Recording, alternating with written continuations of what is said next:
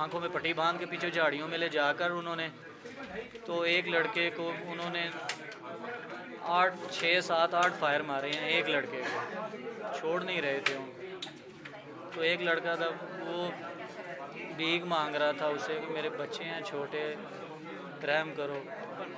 उसके फेस पे उन्होंने शूट किया, उसके सिर में उन्होंने शूट किया। हम पीछे थे, देख रहे थे, हम हमारे बिल्कुल करीब ही था, पहाड़ के करीब ही उन्होंने हमें रोका हुआ था, यरगमाल बनाया हुआ था। बहुत ज़्यादा उन्होंने वहाँ जुल्म किया, कोई दीन ईमान नहीं है इन लोगों। फिर आप लोग निकले किस तरह? रात हो गई थी बहुत ज़्यादा।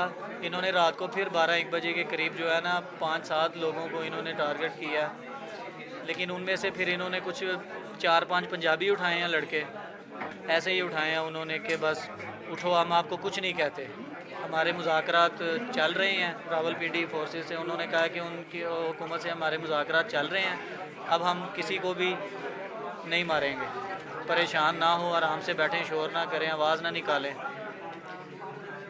लेकिन फिर थोड़ी देर बाद आए हैं ये ना, ये किसी से अपना बात करते थे, इनको कोई ऑर्डर देता था, ये कोई कमांडर था, कैप्टन था, कोई एक लड़का आदिल था, एक बादिल भी था, बाकी तो सब चले गए थे जैसे ट्रेन खाली हुई है। बाकी फिर जो 5-6 रह गए थे ना, उन्होंने जो है ना बाकी ये सारा मामला फिर देखा है। उनमें से एक उनका कमांडर था, वो साथ ही था इनके।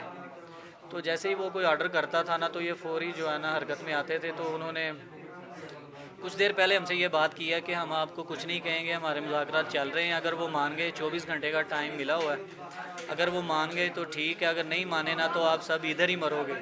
उन्होंने इस तरह से कहा है कि आप सब ना सुबह तक इधर ही मरोगे, कोई भी यहाँ से ज़िंदा नहीं जाएगा।